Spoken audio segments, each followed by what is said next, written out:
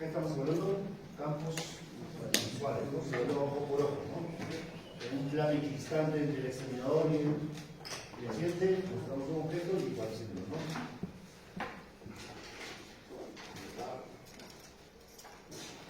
Bueno, todo ahí lo veo, dice, ¿no? Ahí lo veo, ahí no lo veo.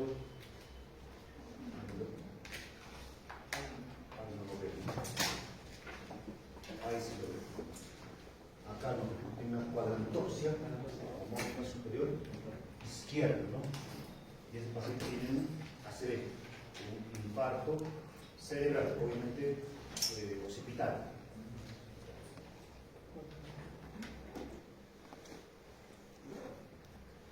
Este otro paciente, a ver.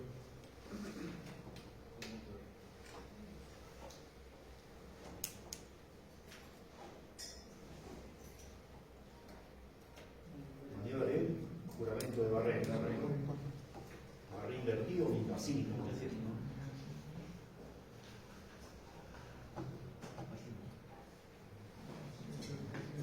¿Parece el izquierdo? Sí, leve izquierdo. ¿No? Parece el izquierdo. Sutil.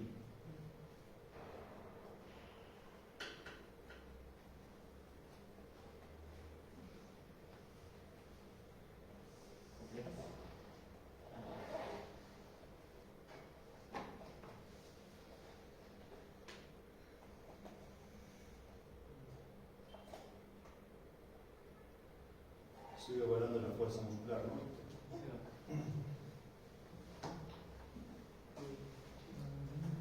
Al derecho. Acá es evidente. En mano era dudoso, ¿cierto? Sí. Miembro superior, ¿no? Pero acá ya es. Y no puede, ¿cierto? No puede, distalmente, ¿cierto?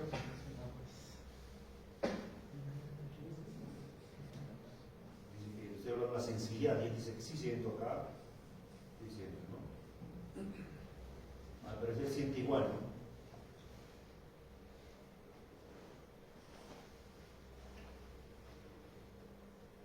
¿no? Ahí, ¿no? Un poquito menos siento acá. Así tiene una hipoestésis, déficit motor y déficit sensitivo en el cuerpo derecho, a predominio crural.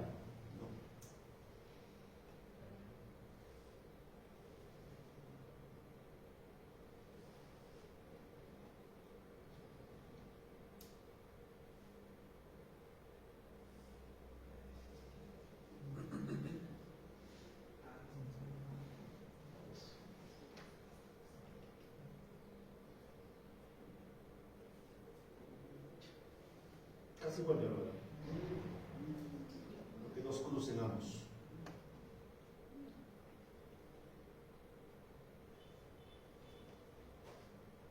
Reflejo aquilio, raíz S1, S2.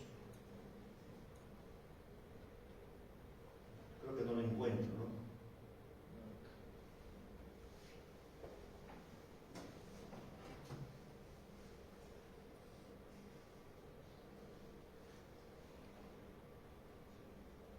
No lo encuentro. Fíjense que no me asusto porque los reflejos aquilios con edad a partir de los 60 años es bien difícil de encontrar, es más raro. Puede ser parte de la normalidad de eso. ¿No? Lo que busco es asimetría. Si encuentro en los dos ausencia de aquilio, no pasa nada.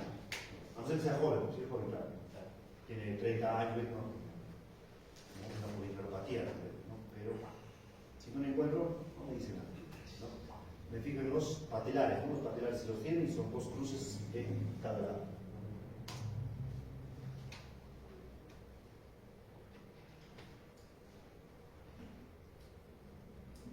¿Qué estoy hablando? Estoy enseñando, ¿no? Que responde, que cuente cada vez que yo le toque, para evaluar la sensibilidad. Cada vez que yo le toque, se cuenta, señor. Ahora sí le empecé.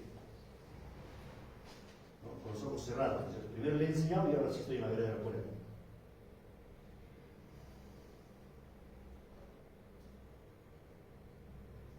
Cuenta, ¿no? Sí.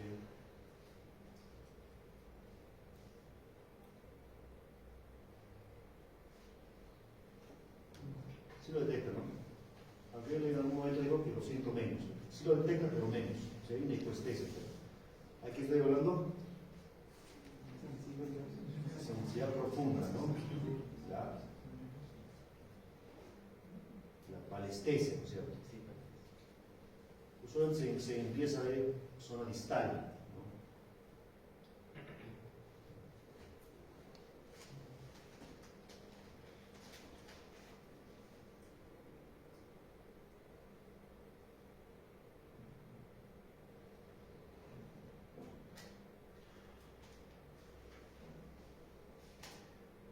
Con una hemiparesia derecha no congruente a predominio crural.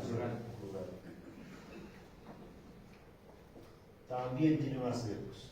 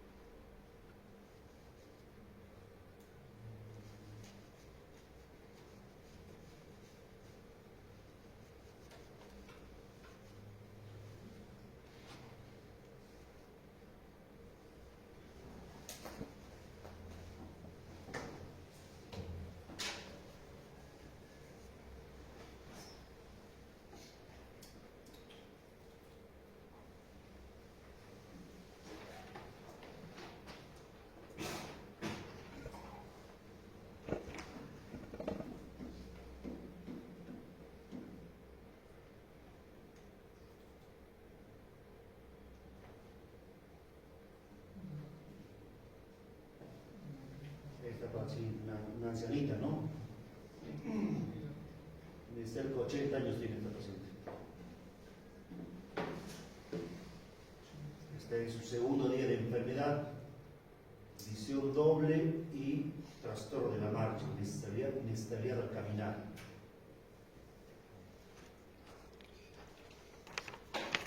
Estoy hablando, ¿no? La movilidad ocular.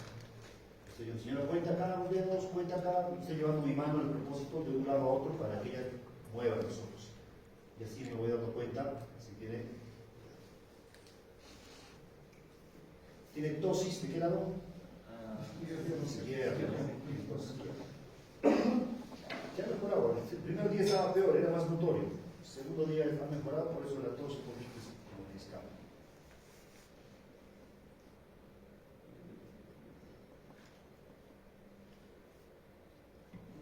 Entonces, ahí se nota, ¿no? Ahora veamos. Tiene tosis y trastorno de la movilidad ocular. Es un tercer nervio, ¿sí? Un tercer nervio. Pero vamos a ver si hay vías largas. Antes de cortarlo. No estoy hablando voy a evaluar la función motora, pues, ¿no? Cómo estará la fuerza, cómo estará la coordinación.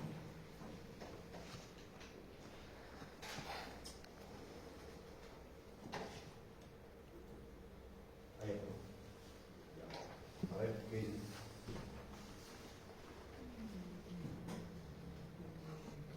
¿Qué lado? Parece, ¿no?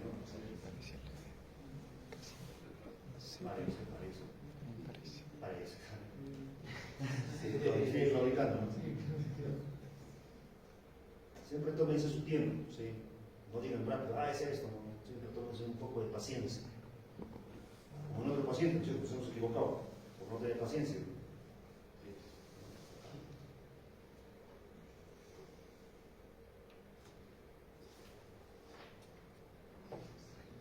En los ancianitos es difícil, pues, evaluar la coordinación u otras acciones. ¿Por qué? Porque tienen ya disfunción ejecutiva. Les es difícil hacer tareas complejas. Pues, no, agarra esa hoja de papel y todo en dos. No pueden, no saben cómo hacerlo. Por eso hay que enseñarles bien a los ancianitos, porque ya tienen cierto deterioro cognitivo. Fíjense que le evaluó miembro extremidad por extremidad, no le digo que eleve los ¿Ven el titubeo? ¿No? Sí tiene fuerza. Lo que le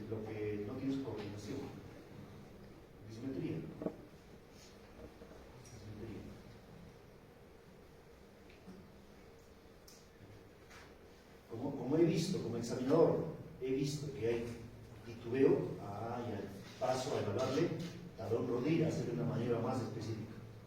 Miren, con el izquierdo, con el derecho.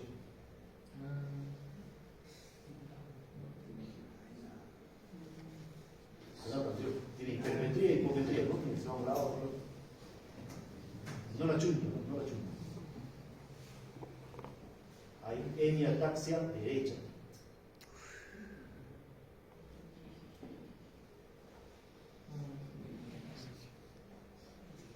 ¿Qué dicen? Babinski, ¿no? La señora tiene componente de la vía cerebelosa, derecha, por la vía piramidal, ¿cierto? Si tiene un tercero de lado izquierdo, ¿cierto? Un síndrome alterno, cruzado, un nervio craneal de acá y vía larga de acá, ¿no? De inicio brusco, curso estacionario, que es más severo. ¿De dónde? ¿De dónde? Ubicación. Entró, ¿no? ¿El tercero dónde está?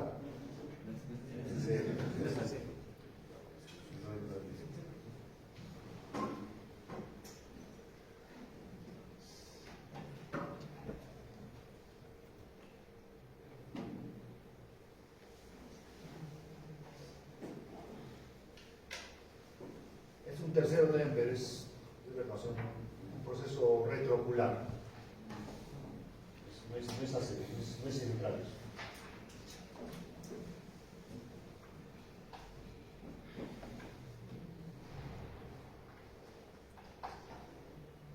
Pero la misma idea, ¿no? O sea, miren, esta paciente tiene un tercero, ¿cierto? La idea sería, ¿cómo hago para diferenciar? ¿No? La otra señora tiene un tercero, ¿cierto? Es un proceso central, el mismo mesencéfalo. Esta señora tiene un tercero. Pero ¿cuál es el problema? No es central. ¿Cómo diferencia?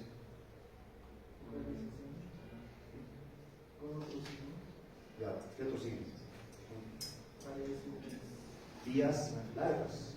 Es por eso que a la otra señora se le evaluó eso. A esta señora que viene por un tercer nervio, uno le evaluó con vías largas. Si no encuentro vías largas, ya es periférico, solamente el nervio, ¿no? Pero si encuentro vías largas, en esta paciente, entonces es periférico parénquimo, ¿no es cierto? El tronco.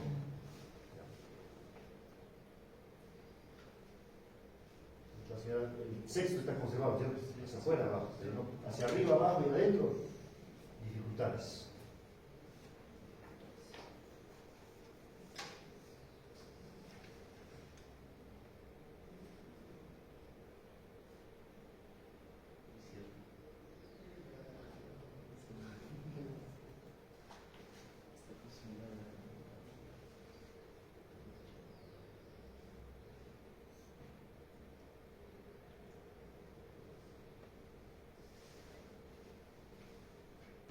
Lo que estoy hablando es si hay fatigabilidad. Mi pregunta es, si acá tiene tosis, acá lo tendremos un poquito. Por eso estoy evaluando eso. Estoy buscando miastenia. La miastenia es una gran imitadora. La miastenia te puede dar hemiparesia, cuadriparesia, paraparesia, te puede dar todo tipo de oftalmoparesia o oftalmoplegia te puede dar la miastenia. Te engaña muchas veces. ¿Sí? Usualmente es pues insidioso, ¿no? Fluctuante, en semanas, meses, pero a veces te viene una miastenia así aguda, claro, ¿no? Aguda, pues así casi brusco, ¿no? Y uno dice, es un tercer nervio, es una ACV, es una miastenia, ya se queda mal. La miastenia es una gran imitadora, ¿no? En oftalmoplegias, la miastenia siempre busca de escándalo, busca de signos de fatigabilidad, ¿sí?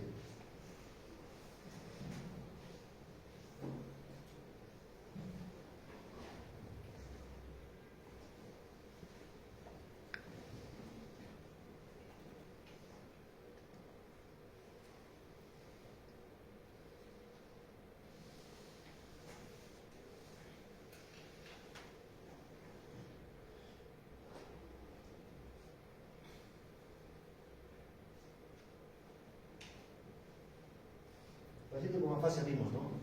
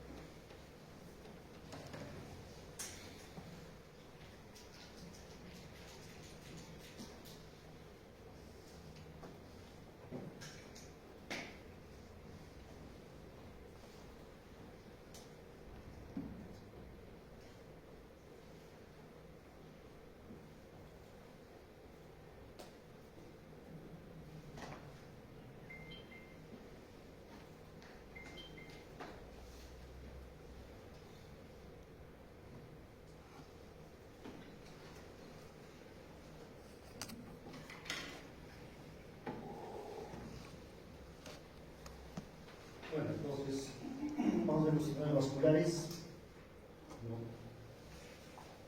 Para que lo veamos también. Esto lo van a hacer pues, obviamente más en clínica, ¿no? Lo que me interesa acá son los síndromes, ¿no?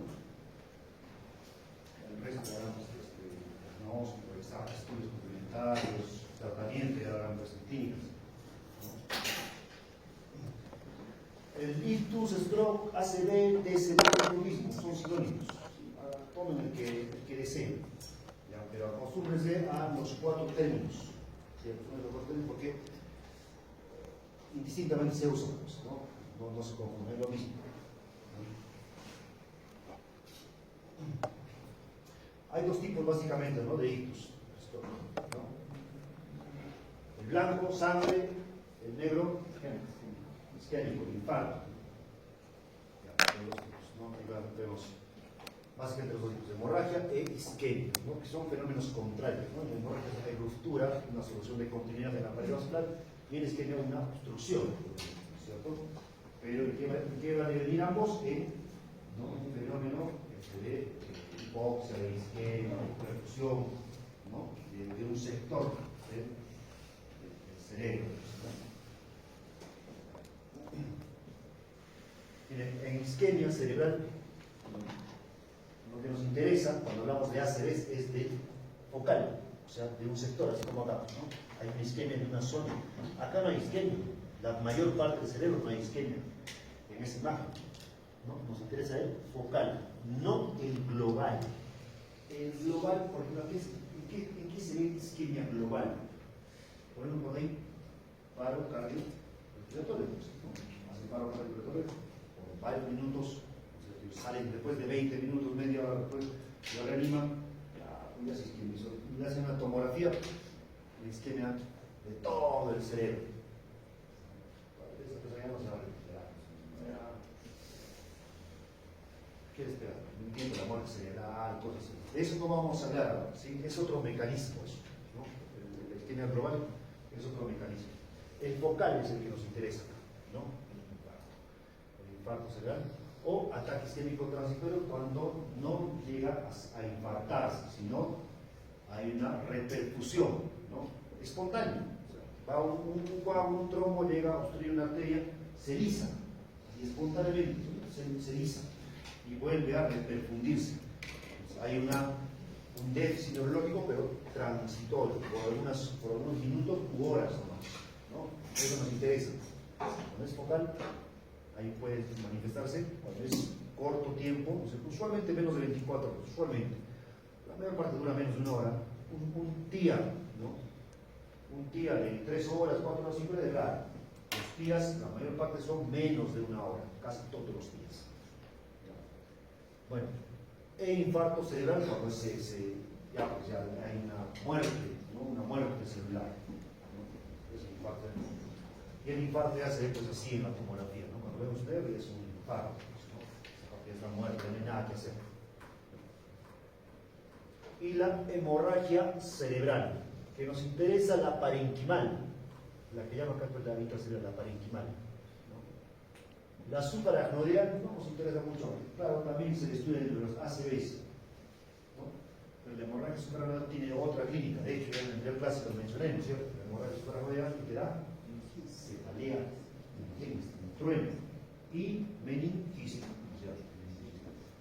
Obviamente, el espacio suprarrabial no se manifiesta con síntomas focales, pues, ¿no es cierto? La persona con hemorragia suprarrabial está despierta, habla, usualmente llega caminando, no pues tranquilo, ¿no? Pero con mucho dolor llega, pero llega caminando, te cuenta, pero te duele la cabeza, hace 3 horas ha empezado, te habla. A no ser que sea masivo, pues una hemorragia masiva también, una hemorragia suprarrabial masiva, no, la persona ahí, ¿no? La sangre es tanto el sangrado que comprime la parte del tronco cerebral y la persona puede llegar inconsciente, ¿no? En coma puede llegar, ¿no? O incluso morirse, llegar muerto, ¿no? Ya, es una causa también de muerte súbita, de muerte suprarrabial. ¿Algunos han visto jugadores de fútbol morir en la cancha? La gran parte es por muerte súbita, ¿no es cierto? Por un problema cardíaco, ¿no? Pero algunos son también por hemorragia suprarrabial, masivas. Y es así brusco, ¿no? Están corriendo, se paran, caen al piso, ¿no? Caen y están muertos. Así. ¿No? Esta no nos interesa mucho. Los ACVs más son los parenquimatosos, ¿no? El parénquima, ¿no? Eso nos interesa.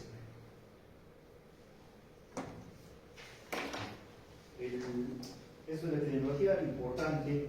Todo en el hospital de seguro, en cualquier hospital, si van a hospital regional, Lorena, hospital de seguro, todos los días a esos hospitales entra un paciente, al menos un paciente con ictus respiratorio.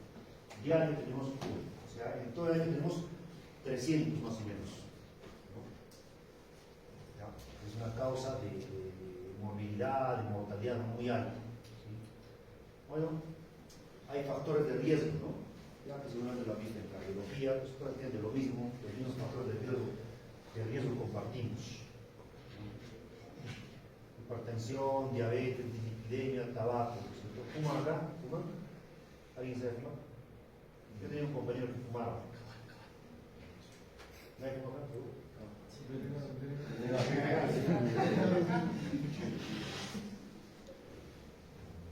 Yo en mi vida nunca compré un cigarrillo, jamás. Un cigarrillo jamás compré. Una vez a un amigo le en Juliaca estaba una vez de pasada, con unos amigos fui, yo le decía, oye, un cigarrito, un cigarrito, le compro, voy, compro, un cigarrito, ¿a qué cigarro? El Premier era fuerte, no sé si sigue viendo Premier, no sé, el Hamilton, me damos un Hamilton, Leo y el Hamilton con J, ni más compré, ¿no? Ya creo que sabe más. Todo bonito, ¿no? Alguien con J. Primera es la única vez que iba nunca más. ¿Cómo? A veces.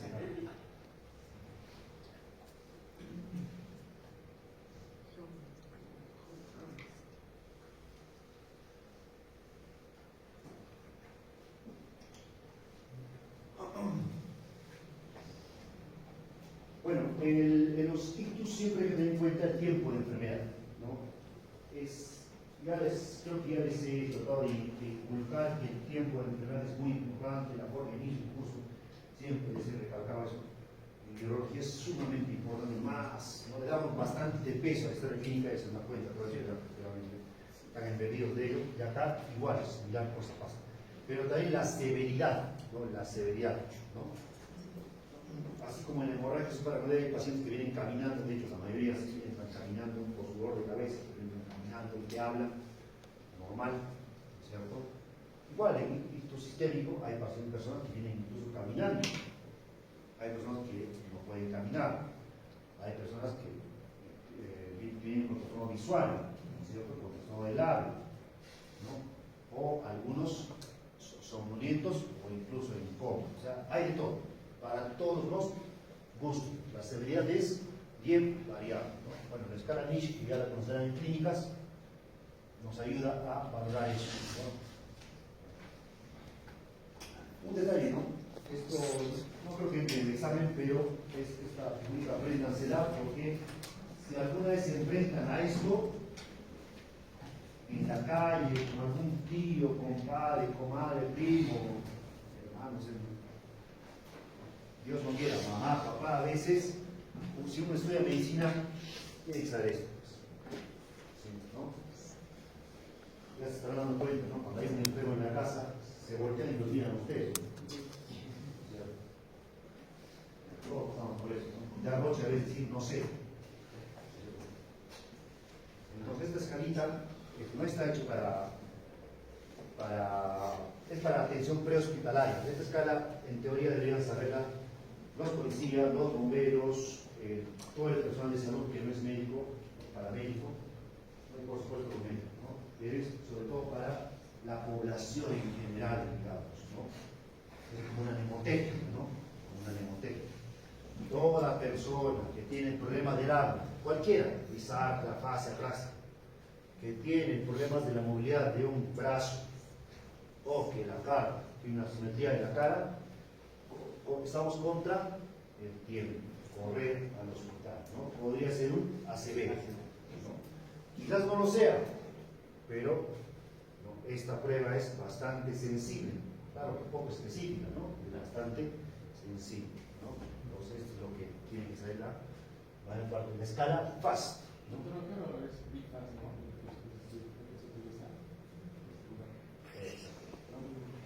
Sí, pues la escala FAST es más antigua, ¿no? Y después la escala BIFAS, ¿no? Lo malo de la escala FAST es que más se evalúan los ACVs supratentoriales, que son la mayoría, ¿no? Pero también hay infratentoriales, como el que acabamos de ver de la señora, que tenía un tercer nervio y una hemiataxia, ¿no es cierto? Y ahí un infarto de mesencéfalo, ¿no? ¿Ya? Entonces, a veces no se detecta eso, entonces se le ha aumentado estas dos, ¿no? Problemas en el balance de la caminata, ¿no? Al margen de que sea por hiparesia, por apraxia, por ataxia, pensar que es más. Problemas en el ojo, visión borrosa, visión doble, lo que sea, al hospital, ¿sí? Entonces, cada bifaz es un poquito más completa porque te abarca zona infratentorial, ¿no?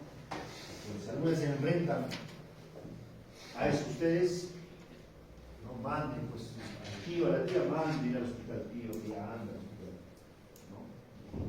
Manden al hospital.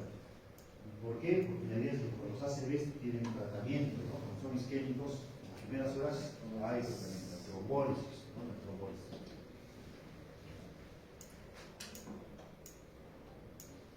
Bueno, la escala Niche es una evaluación clínica no perfecta, pero es rápida, ¿no? Su ventaja es la rapidez.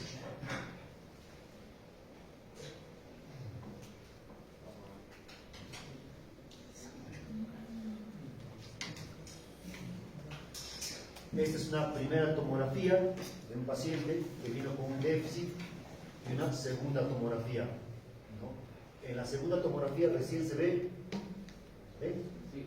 Ahí puede tener un infarto. En la primera tomografía, lo que queremos es, nosotros trombolizamos a estos pacientes, están con tomografía normal, ¿no? Viene el paciente con una hemiparesia, le hacemos tomografía y no se ve nada, nada.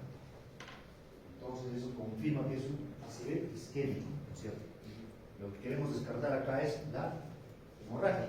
Si vemos sangre, ya no se hace nada. Para el ACV hemorrágico no hay tratamiento pues, específico, no existe. A ver si ustedes lo inventan, ¿no? Me llaman pues, para acompañarlos a recibir el premio Nobel.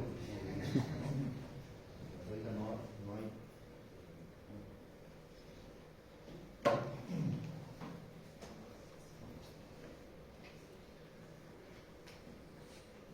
Bueno, hablemos de infartos, ¿no? Al final vamos a hablar de los hemorrágicos rápidamente, de los infartos, ¿no?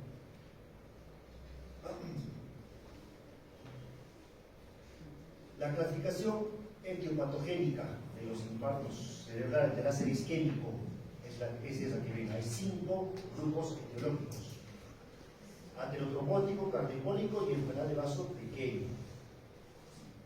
Hay otras causas y causa no determinada. Acá, por ejemplo, la disección arterial, la disección del carótido causa un infarto, ¿no? El HIV causa un infarto. Un cáncer, el paciente con cáncer de pulmón, está 3 meses, 4 meses, un día se hemiparesia, infarto. ¿Por qué? Por cáncer, es un estado protrombótico, ¿no es cierto? El cáncer, ¿no? ¿sí? Acá en otras causas están todas las demás. Estas tres que están en letra amarilla, ¿por qué están separadas? Porque son las causas más frecuentes, ¿no? Entre estas tres hacen más o menos 70%, ¿no?, de todos los infartos, ¿no? Y a veces no determinamos la causa, ¿no? La causa no determinada está en el 15% más o menos, ¿no? A veces no se logra buscar la causa, ¿no? Ahora, la causa usualmente se busca al unísono. Es por eso que todo paciente que viene con infarto cerebral se le pide hartos exámenes, ¿no? Busco esto, todo buscamos. ¿Bien? Por eso el examen es amplio, ¿no? Entonces, aterotrombótico, cardioembólico y enfermedad de vasos pequeños. ¿Por qué les menciono eso? Si bien es cierto, eso no es semiología, ¿por qué nos decía eso? No es clínica. Eso tiene una explicación, pues, ¿no? Porque resulta que los aterotrombóticos, ¿no?, y los cardioembólicos, ¿no?, las causas aterotrombóticas y cardioembólicas suelen afectar vasos más grandes, ¿no? Por tanto, el área impactada va a ser más grande. Usualmente los trombos, ¿no?, ¿dónde se obstruyen? Acá, pues, ¿no? Antes de ser corticales, ahí, ¿no?, donde los vasos bruscamente cambian, disminuyen de calibre, ahí se obstruyen. Entonces nos dan el cardioembólico y el aterotrombótico, nos dan infartos córticos subcorticales, ¿sí? Por tanto, el paciente va a tener síntomas corticales, antes de afasia, no apraxia, ya lo visto, ¿no? Una menopsia, ¿no?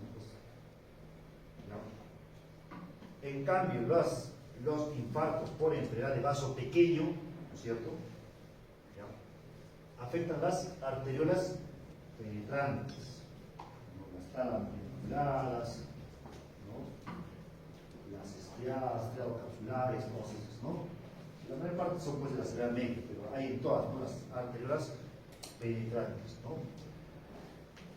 Y acá hay un detalle, ¿no?, en la vascularización cerebral, ¿no? Acá las arteriolas salen de frente de arterias grandes, fenómeno que no pasa en otra zona de la economía, ¿no?, humana, ¿no? Entonces, eso hace que las arteriolas cerebrales, ahí sus corticales que ven, sean muy susceptibles a daño, pues, por hipertensión, por ejemplo. O sea, sucede un fenómeno, ¿no?, de lipoiaminosis, ¿no? Acá hay un debilitamiento, se forman unos microaneurismas, los microaneurismas de Bocha, que dicen, ¿cierto? Y esos se destruyen o se rompen, ¿no? ¿Ya?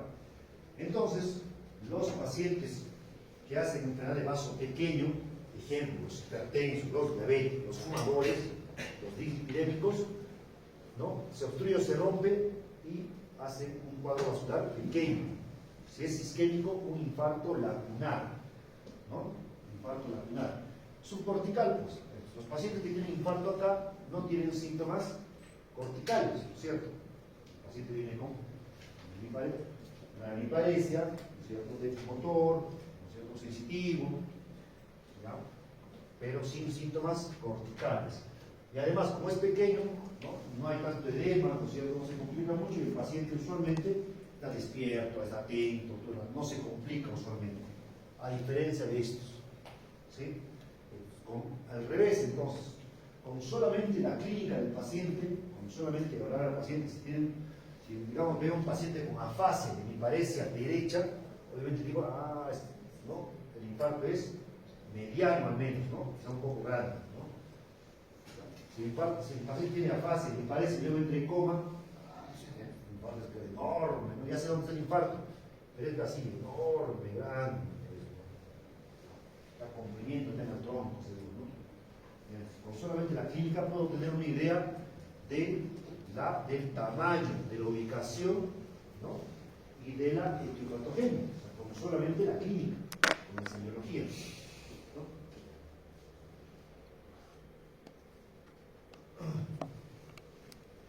Otro detalle que hay que tienen que saber para entender los ciclos vasculares son los territorios vasculares del cerebro, que son tres, básicamente: el caudillo derecho, el cartílago izquierdo y el vértebro basilar. Son los tres grandes territorios: cartílago derecho, cartílago izquierdo y vértebro basilar.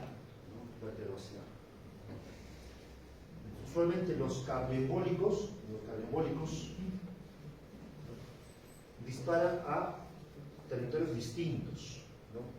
Hoy día tú tengo una fibrilación auricular, pone un émbolo, viaja y me obstruye la cerebral media, derecha, digamos. Territorio carotídeo derecho. Luego forma otro, de un mes, otro pobre. Bien. ¿De dónde se viene? La cerebral posterior izquierda, ¿no? De pronto tengo un paciente que tuvo hace un mes un infarto de la cerebral media derecha, y ahora tengo de la cerebral posterior izquierda. Son dos territorios. ¿Cuál es la causa? Cardioembólico, ¿no es cierto? Cuando son aterotrombóticos es el mismo territorio, ¿no? Si tiene ateroma en la carótida derecha, ¿no?, va a disparar, ¿no?, ya se desprende una placa y va a la cerebral media derecha, ¿no? Esa misma placa se desprende en un mes y va a la cerebral anterior también derecha, ¿no? Es un infarto de la cerebral anterior derecha y de la cerebral media derecha, es el mismo territorio vascular. ¿Cuál es la causa? Aterotrombótico, ¿no? ¿Sí? Entonces, para eso me sirve saber los territorios. Más para que diciéndolo de otro modo, se entiende que cerebelo es un infarto de cerebelo, es el mismo territorio vascular que el lóbulo occipital. ¿Se entiende? ¿Cierto?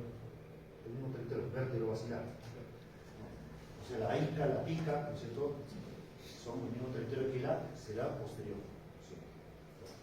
Acá es considerado un solo territorio, ¿no? O sea, si es cerebeloso derecho y cerebral posterior izquierda, es el mismo territorio. ¿Sí? Son distintos.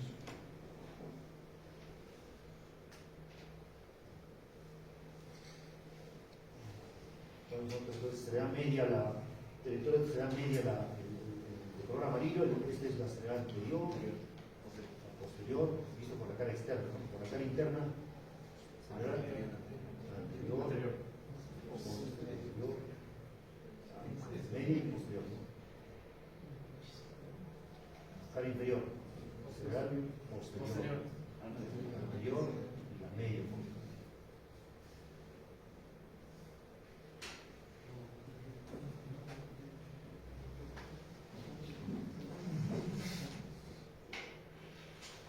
Bueno, lo de la dominancia del lenguaje, creo que ya todo lo entienden, ¿no? Cuando nos enfrentamos a un paciente con afasia, obviamente del lado izquierdo.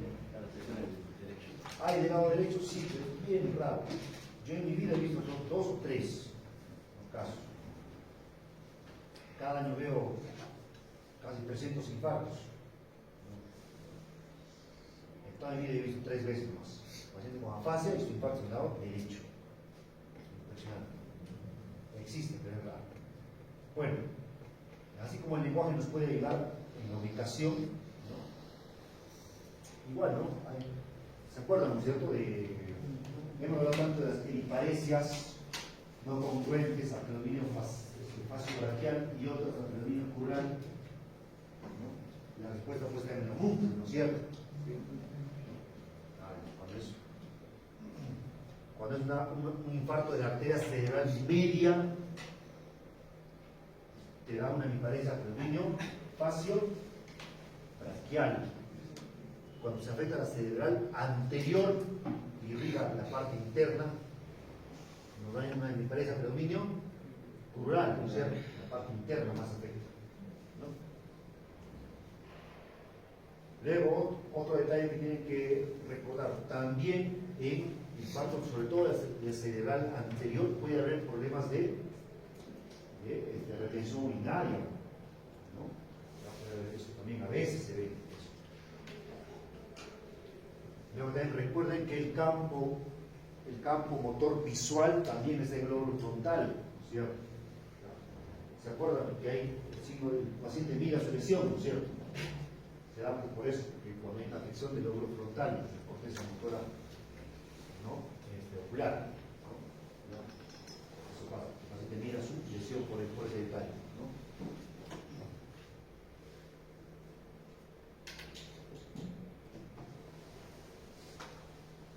La mayor parte de ictus, infartos cerebrales, son por la arteria cerebral media, por un asunto de calibre, ¿no es cierto? Por un asunto de calibre. Y la arteria cerebral media tiene dos ramas, ¿cierto? La superior y la inferior, ¿no es cierto? La superior es un poquito hacia adelante y la inferior un poquito hacia atrás, antero superior, ¿no? Posterior inferior, dicen, ¿cierto? Pero bueno, básicamente dos ramas.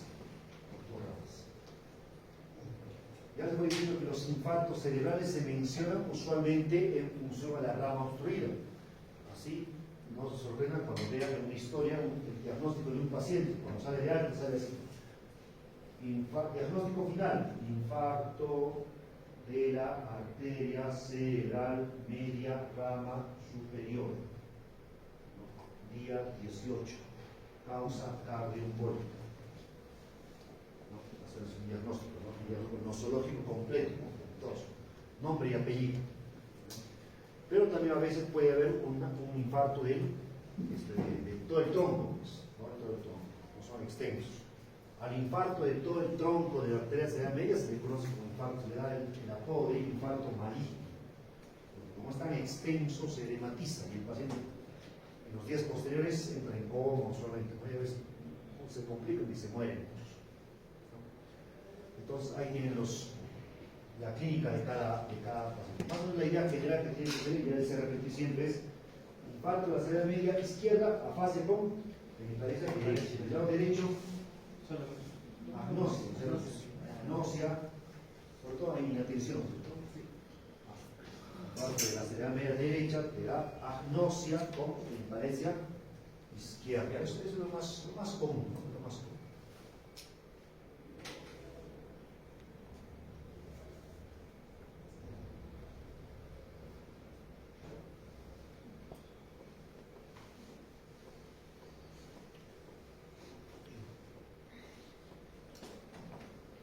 Bueno, esto de los tipos de afasia, es decir, qué rama te da tal tipo de afasia, ¿no? Es bien difícil, eso no existe. Depende mucho de la plasticidad de cada paciente, ¿no? Dos pacientes con el mismo infarto en la misma localización, uno tiene afasia de Broca y otro tiene afasia de Werner, ¿no? Es bien variable eso. Lo que es cierto es que cuando es usualmente extensa, cuando es un infarto maligno de todo el tronco, usualmente la afasia es global.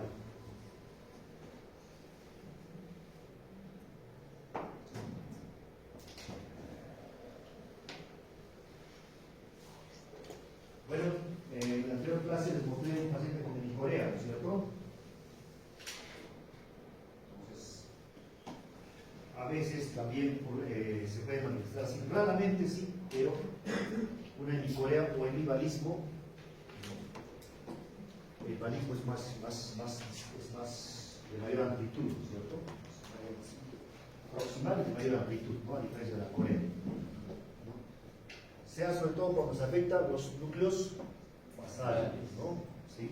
Anteriores usualmente, ¿no? Sobre todo el núcleo subtalámico y más con los ACVs hemorrágicos, ¿no? Es un poco más. Con los infartos también, pero un poquito más con los ACVs hemorrágicos. Este paciente que les mostré el otro día está mejorando su corea, ¿no? Está mejorando.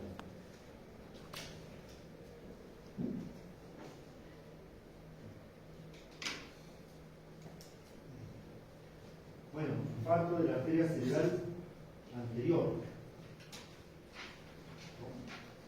Lo primero, ¿no? El déficit motor y sensitivo, ¿no? Ya les dije, ¿no? Predominio miembro inferior. Ahora recuerden un poco, ¿no? Por la incontinencia urinaria les mencioné, ¿no? O a veces retención urinaria. ¿Recuerdan los síndromes prefrontales? ¿No? Entonces, a veces podría podría también manifestarse así, ¿no? Hay pacientes que hacen esto de abulia, están apáticos con abulia, ¿no? Y encima puede tener afasia incluso, ¿no? En esas zonas la fase motora puede ser transcortical, ¿no?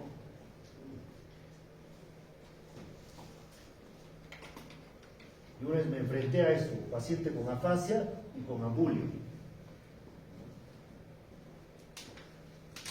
Era un paciente hipoactivo, hipoactivo, quieto y parecía indiferente. Mi esposa de 3 meses desde ayer no habla. Yo le hablaba y estaba abúlico, completamente abúlico. Entonces, me fue difícil darme cuenta que tenía una afasia, ¿no? Entonces, hay una afasia, una somatización, ¿no? Es que estaba apático, abúlico, indiferente. Es difícil evaluar la afasia en un paciente que tiene abulia, que no te colabora, pues. ¿No? Es muy difícil, ¿no? Pero puede haber eso.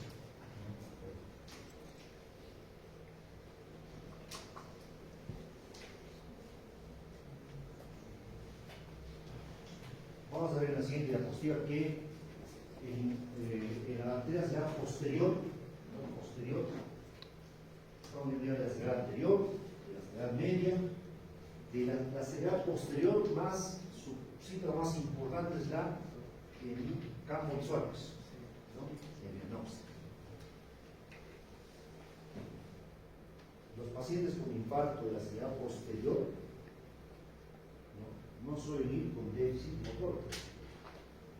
La cerebral posterior no irriga corteza motora. Los pacientes con hemianopsia, con infarto de la cerebral posterior, van con hemianopsia, pero no con déficit motor.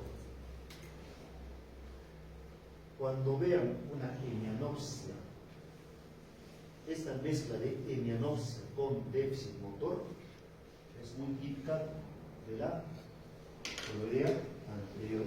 Es una especie de excepción semiológica en lo que es neuronas vasculares. Eso casi nunca se ve, casi nunca se ve. Cuando vemos un paciente con hemianopsia, será posterior fácil, ¿no? Todo será posterior, ¿no? Y el paciente no tiene déficit motor. Como han visto, el paciente, ¿no? Le hemos hablado en el video, ¿no? Tenemos el lápiz rojo, puede estar enterito, puede caminar, brincar, ¿no? Tiene su hemianopsia. Ya mejor llevar escuadrotopsia, ¿no? Cuando vean esto, hemianopsia más hemiparesia de lejía, ¿no? Eso es corvedea anterior.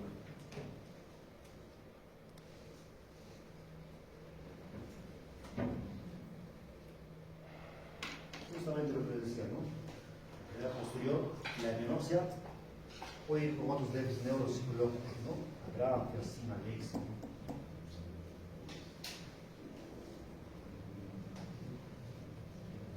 Puede tener muchos otros síntomas visuales, no solamente la hemianopsia.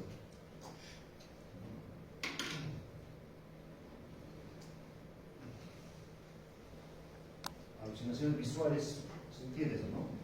Ven cosas que no hay. La metamorfosis, cuando es todo así deforme, ¿no? Deforme.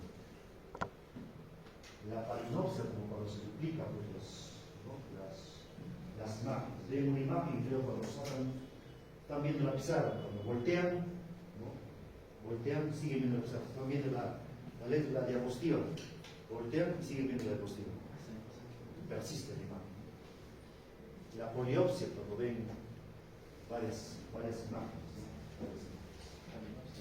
¿no? Veo la arteria, pero veo la palabra arteria, pero varias, una tras de otra, varias. Síndrome de Anton-Ivan y la ceguera cortical.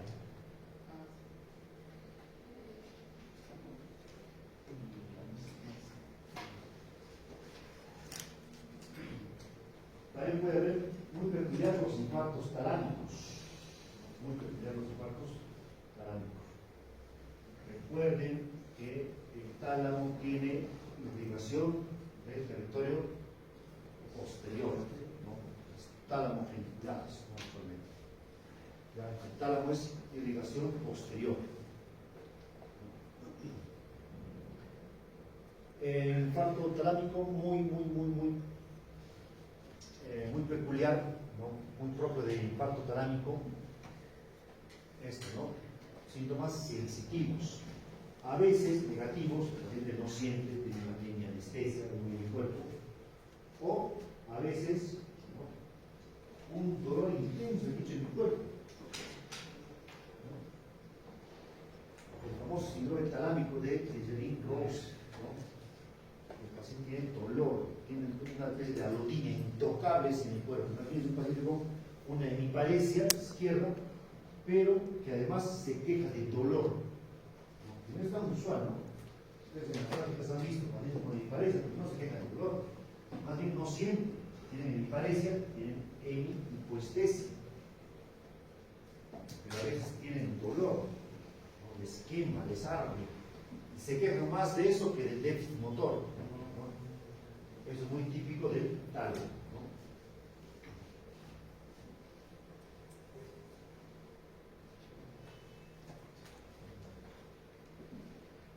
Otra peculiaridad de los síndromes vasculares, otra peculiaridad es esta variante anatómica, la arteria de Percherón se le llama. El diencéfalo, como cualquier otra zona, ¿no?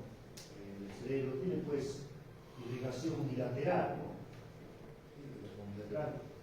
Pero resulta que a veces hay esa variante anatómica, en una sola arteria irriga ambos diencéfalos, ¿no? Ya sea a la derecha o a la izquierda, irriga ambos. Existe una sola arteria.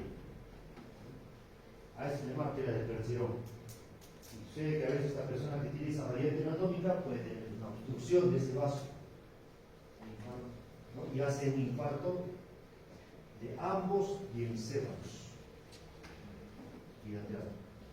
Y el diencéfalo es ahí es del sano, ¿no es cierto? ¿Qué pasa con estos pacientes? Se duermen, entran así abruptamente entre somnolencia profunda.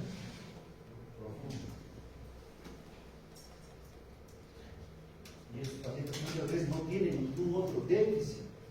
Es impresionante.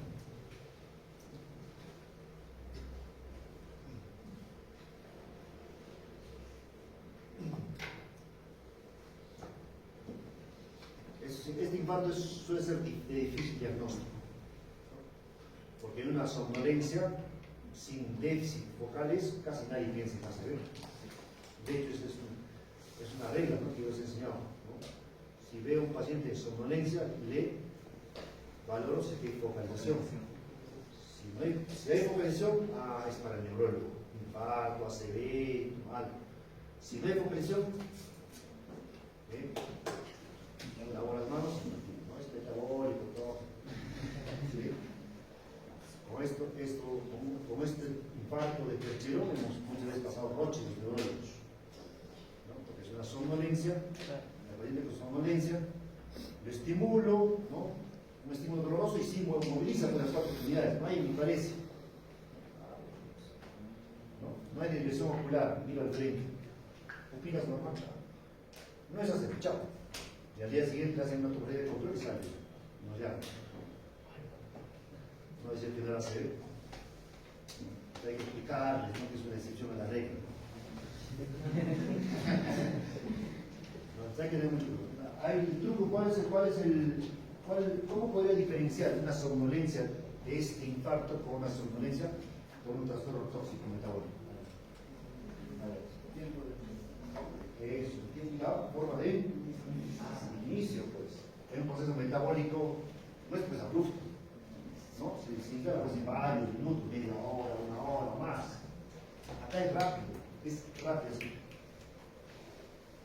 Hasta ahorita yo me acuerdo de mi primer caso de infarto tercero. Yo no aprendí esto en la residencia, nunca había visto. Yo ya lo vi de neurólogo. Yo tenía 6 meses no de neurólogo. Ahí recibí este infarto, ¿no? Y no lo diagnostiqué yo, lo diagnosticó el endocrinólogo. ¿No? Pero volví pues, una vez que vi en la resonancia de este infarto, regresé y aprendí con esa paciente. Dije, nunca más voy a volver a cometer este error. Hice anamnesis. Ya mi esposo me contó. como la señora, ¿no? La que tuvo el infarto, que fue una mujer de unos 50 años, fueron a comprar al mercado, allá en Lima, en el Callao, subieron al bus con su bolsa del mercado, estaban con sus productos, se sientan, ¿no? En un asiento para dos personas, la señora, la paciente, está hacia la ventana, su esposo está con ella, ¿no? Sentados y están hablando, pues, ¿no? Por momentos. Oye, Maruja, ¿qué tal? Oye, Danielito no quiere estudiar, ¿qué hacemos con él? No sé, pues, donde mi hermano le entenderemos, ya, ok. Sí, están conversando, ¿no? Y eso el esposo, pues, ven para él, oye, Maruja, ¿sabes qué? Y ya le encuentro así, durmiendo, roncando. Y se impresionó, pues, ¿no? Nadie se duerme así, ¿no es cierto? ¿Cómo se duermen ustedes en el bus?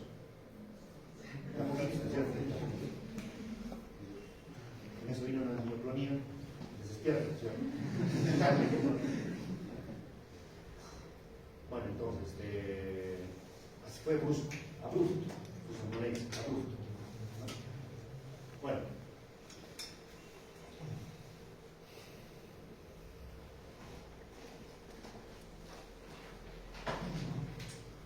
En los libros va a encontrar que hay un montón de síndromes vasculares en tronco cerebral. Harán 20. En el libro más curioso hará 20. En el más 6, ¿cuánto hará? 30,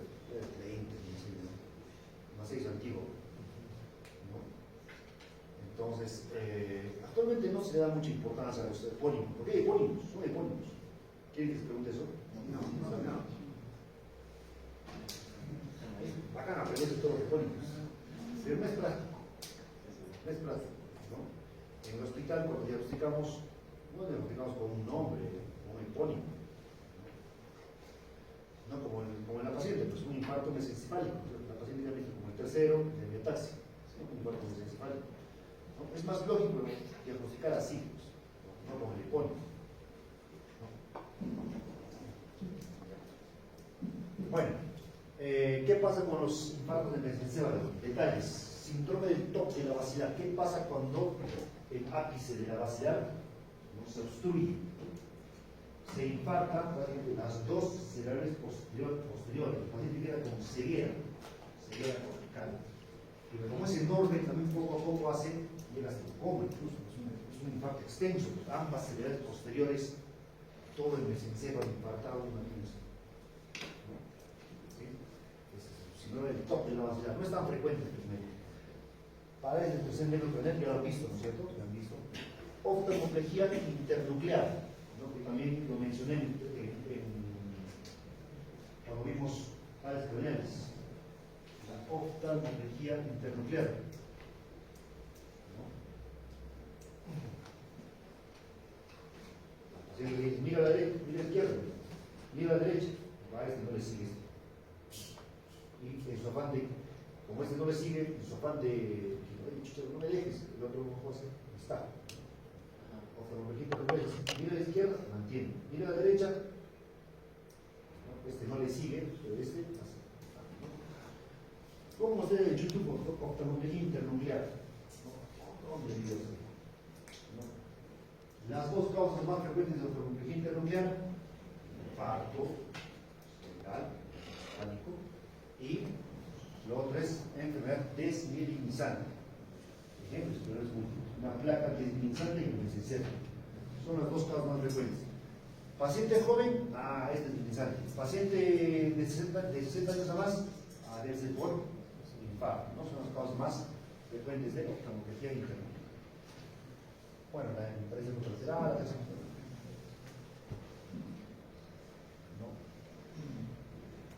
En infartos mesencefálicos tenemos pues síndrome de Claude, de Weber, Benedict, Parinot.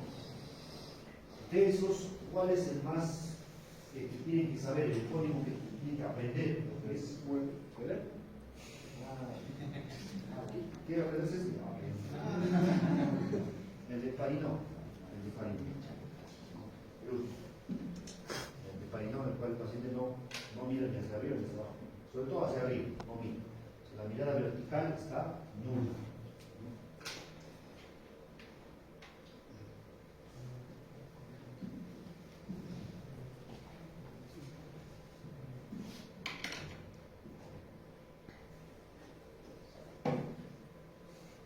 ¿Cuál tenía nuestra paciente? Se muestra, la paciente, la del tercer nervio. La viejita, ¿no?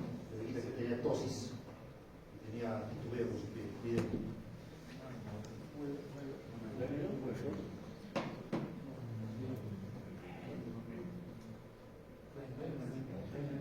Tenía vía piramidal.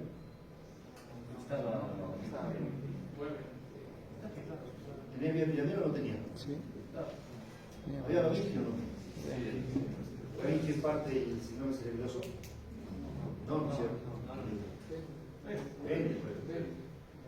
Eso es lo que estos síndromes, ¿no? Estos síndromes son, te describen pues, los más notorios, ¿no? Los más graves, ¿no? La literatura clásica antes te mencionaba, en vez de mi país, porque activamente no había pues muchos tratamientos, se veía pues en las enfermedades en todo su esplendor, ¿no es cierto? Un paciente con, bueno, tiene una diferencia muy sutil, muy leve. El puente, ¿no? El puente, otro más. Hay más adjetivos, pero no hablar de homónimos. Hay los más adjetivos, ¿no? El de Miller Google, el Tobin, Raymond, Marie Juan, el de enclaustramiento, ¿no? El último también, ¿no? ¿Por qué? Porque es muy peculiar, es raro, sí, pero es muy peculiar, ¿no? Eso de cuando hay un infarto bilateral, bueno, el paciente se enclaustra, el síndrome de hombre tonel, porque está quieto, cuando está despierto, sí te escucha todo, ¿no? Podría mover un poquito los ojos, ¿no? Sobre todo en vertical, ¿no? Pero horizontal no puede, y tampoco puede ser una cuadriplejía. El paciente te escucha, te comprende, la parte supratemporal está bien, el problema es en el puente, ¿no? ¿Cómo será esto, no?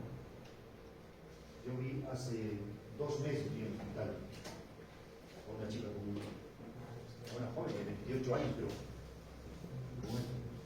ya estaba 2 meses en el hospital y todos ponían que el paciente está en estado vegetativo. El paciente en estado vegetativo, que estamos en evaluación. Me acerco, ¿no? Evalúo y no se movía, pues nada. Me acerco y con los ojos un poco como quiso seguir, ¿no? Comencé a decir, ¿no? Le dije, no voy a decir tu nombre, leí pues su nombre. Y ella pues se nombre, ¿no? Cuando diga tu nombre, voy a decir 5 nombres. Cuando diga tu nombre, mueves el ojo 3 veces para arriba. Y lo hizo. Luego hice más pruebas y todo me obedecí. Solo como y todo se quedaba vegetativo. No estaba bien despierto, estaba atento. Pobre. No podía mover absolutamente casi nada. ¿No? Y eso, hace 2 meses. Después de años he visto eso. En síndromes oculares vulvares, el Wallenberg, aprendas. Wallenberg. ¿Hemos visto? ¿Alguien? Wallenberg. Hubo uno a principios de este semestre. ¿No? El de Wallenberg es un síndrome bien, semiológicamente bien exquisito. Bien exquisito. Tiene varias cosas, ¿no? Tiene interés contra el termoanergésico, síndrome de Horner. ¿Sabes qué es el síndrome de Horner? Miosis, psicosis y amilosis y pseudo-enoptalos, ¿no? Pseudo-enoptalos. Ataxia, vértigo, desviación del paladar, tienen disfagia, tienen disfonía de los pacientes con Wallenberg. Es lo que se me podría preguntar. Los infartos en el tronco usualmente, ¿no? Usualmente son laterales y medianos, paramedianos, ¿no? O sea, hay paramediano derecho, lateral derecho, paramediano izquierdo, lateral izquierdo. La mayor parte son así. También hay lacunares. Hay infartos lacunares en el tronco, también hay infartos lacunares subcorticales, ¿no? Que ya les mostré en diapositivas anteriores. Justamente los infartos lacunares, esto de lacunar viene de laguna, obviamente, ¿no? Ese nombrecito es de origen radiológico, no es serológico. Una laguna se considera laguna cuando el tamaño del infarto es menos de 1.5 centímetros en la tomografía. ¿Ya? Pero, si bien es cierto que ese concepto es radiológico, pero la parte semiológica se ha prestado pues, esa denominación, porque justamente la mayor parte de infartos lacunares nos dan solamente estos 5 síndromes lacunares, así se llaman justamente, ¿no? Entonces, tenemos pacientes que tienen solamente hemiparesia derecha, digamos, solamente déficit motor, sí sienten, ¿no es cierto? Sí pueden, hasta donde pueden, no tienen falta de coordinación, están despiertos, atentos. Si no lacunar se entiende que el paciente no tiene problema de la conciencia ni de la atención, ¿no es cierto? ¿Ya? Solamente una hemiparesia derecha, digamos. O puede tener una hemihipoestesia derecha, ¿no?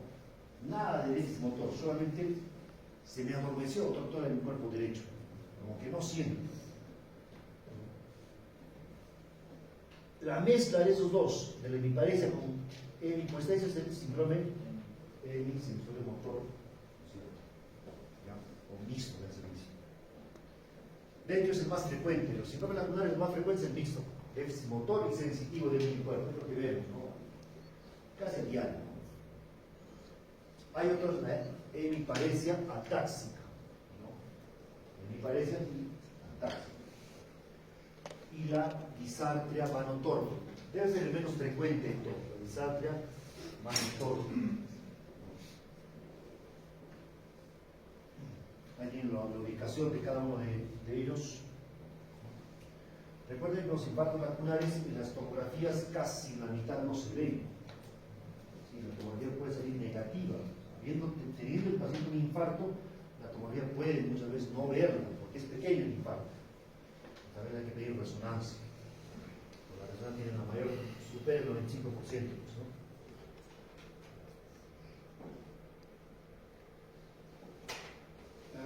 Otro término semiológico que nos... ¿Qué hora, chicos? Hora 13. Ahora no tiene examen de fármaco.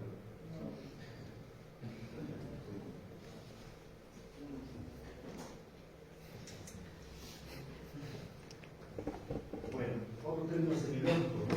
Ya que esto de los infartos lacunares es muy frecuente, bastante frecuente, resulta que muchos pacientes con infarto lacunar tienen un infarto, 2 infartos, 3, 4, 5, 6. Son pacientes pues hipertensos. Si recordamos, ya les dije que los infartos lacunares es de los pacientes de las arteriolas penetrantes, en general de vasos pequeños, pacientes hipertensos, diabéticos, dislipidémicos, que fuman, ¿no es cierto? Ya, ellos hacen muchos infartos a veces, repetitivos. No se cuidan, no se cuidan, ¿no?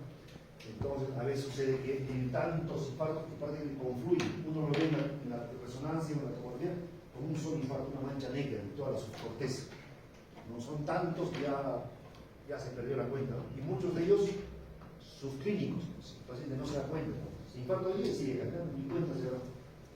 Porque no agarró, no tomó una vía motora, no tomó una vía sensitiva, ¿no? El paciente no se da cuenta, ¿no? Bueno, entonces, cuando hay múltiples infartos lacunares, ¿no? Ya toman gran parte de la subcorteza, ya se manifiesta, ya lentamente. El estado lacunar es como una excepción, ¿no? Si están entendiendo, ustedes saben que los infartos lacunares, cualquier infarto, cualquier ACV, es brusco, súbito. Pero acá, como no se dan cuenta, se infartan hoy día, de una semana a otra. En todo el año tienen 40 infartos lacunares. ¿Sí? Y recién en el número 40 se dan cuenta, porque toma una vía motora y me parece. Doctor, por primera vez tengo un infarto. Vas, resonancia, un montón tienes tú. ¿Sí?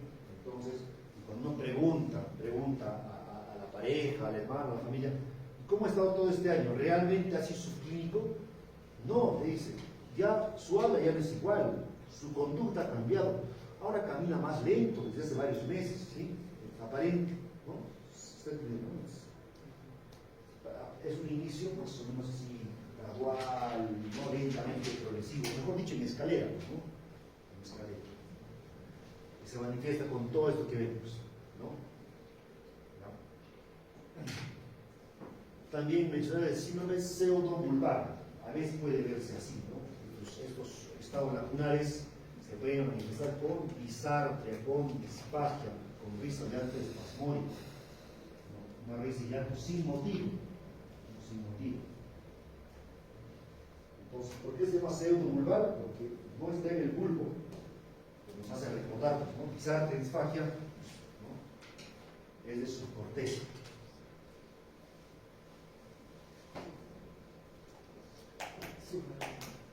Bueno, entonces más o menos esa es la idea de todo el cortejo sintomático que puede haber en un ACV. La misma idea que cualquier otra enfermedad neurológica. Los síntomas de un ACV son muy variables, depende de la localización, ¿cierto? Depende de la localización. ¿Ya? Los ictus hemorrágicos, igual, tienen localización bien variable, ¿no? En la práctica, sus síntomas son prácticamente iguales al isquémico, igualitos. Tanto así que ningún neurólogo se atreve a diferenciarlo clínicamente uno del otro. No nos atrevemos. Siempre pedimos tomografía. Clínicamente decimos, viene el paciente con afasia, hemiparesia, es un ACV. Isquémico, por ejemplo, no sé.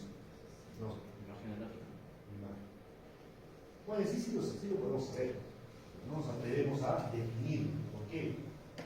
Porque el manejo es recontra distinto. No te puedes equivocar para el manejo. Para el ictus isquémico es trombólisis. Si lo tromboliza un paciente con ACV hemorrágico, lo checkmatas. ¿Sí? Se entiende por eso que no nos atrevemos a definir clínicamente, está prohibido definir. Sí o sí, tomografía. ¿Qué diferencia clínica puede haber? Cefalea.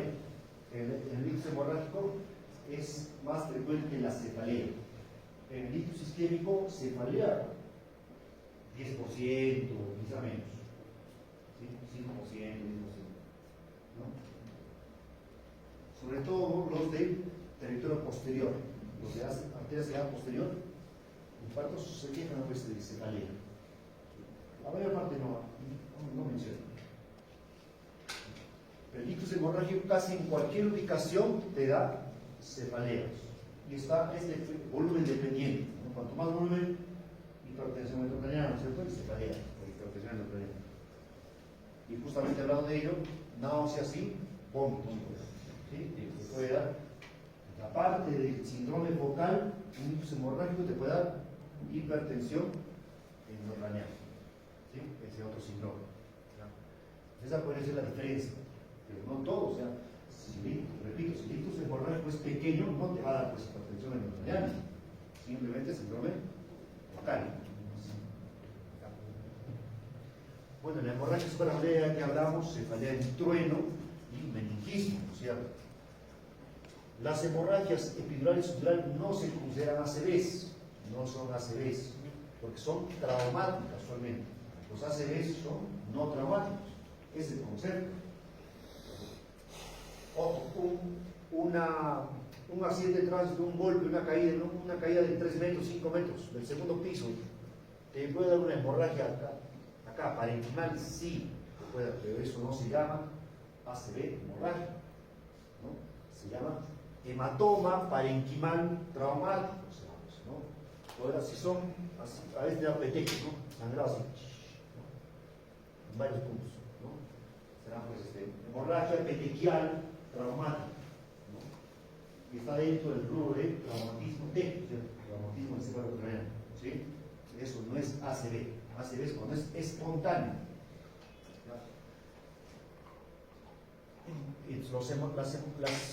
Las hemorragias epidurales subdurales no son ACVs, ¿no? Son usualmente de causa traumática. La subdural de origen venoso y la epidural de origen arterial. La epidural es rápido, crece. Es arterial, es una emergencia, te mata rápido. La subdural es más lento, ¿no? Más lento. En la epidural se va a tomar su café, le encarga que haga el giro quirúrgico, que presenta al residente, que le hagan tomotel con su, bueno, acá se toma su tiempo, hay tiempo. A ver si instala, la hemorragia subdural a veces se instala en semanas, incluso a veces meses. Lento, la epidural de cambio, rapidísimo. Pero no son ACVs. La trombosis venosa cerebral. El ACV isquémico se entiende que es por una trombosis arterial, y se manifiesta con déficit focal. Cuando el trombo está en la vena, no te da déficit focal. El trombo obstruye, comienza a haber un retroceso, digamos, ¿no? La circulación venosa en los senos, y el síntoma es la cefalea. Su síntoma estrella es la cefalea subaguda. Comienza cefalea un día, 2 días, segundo día es incómodo, tercer día, mi cefalea, cuarto día, cefalea, ¿no? Y hacen hipertensión endocraniana, ¿no? Náuseas, vómitos. La trombosis venosa cerebral, qué difícil diferenciarla de una migraña.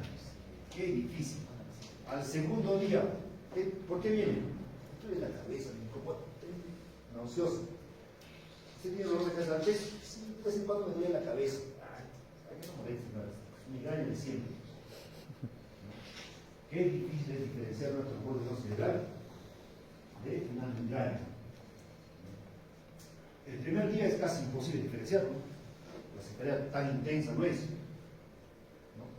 Segundo día ya dudas, pues. Una migraña de 2 días existe, pero ya. Tercer día, es de migraña, ¿no? Como que es. Cuarto, quinto día, pues esto no es migraña, ¿no? Como cada día está empeorando. Al quinto, sexto día, séptimo día se agrega confusión, alteración de la conciencia, ¿no? Comienza a focalizar, se complica, comienza a haber un infarto venoso, una hemorragia por ahí, comienza a focalizar, ¿no?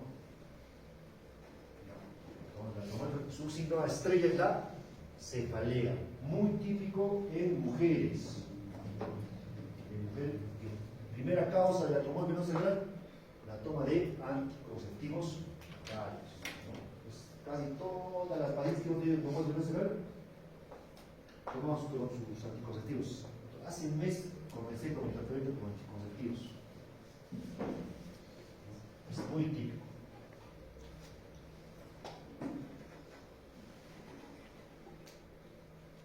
¿Saben, no? El coágulo se ve hiperintenso para el seno sagital superior. Acá hay ausencia, ¿no? Por ejemplo.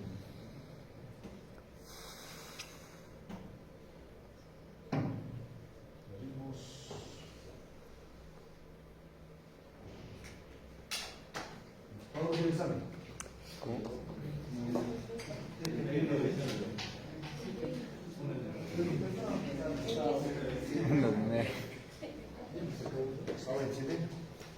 El 31 a las 12.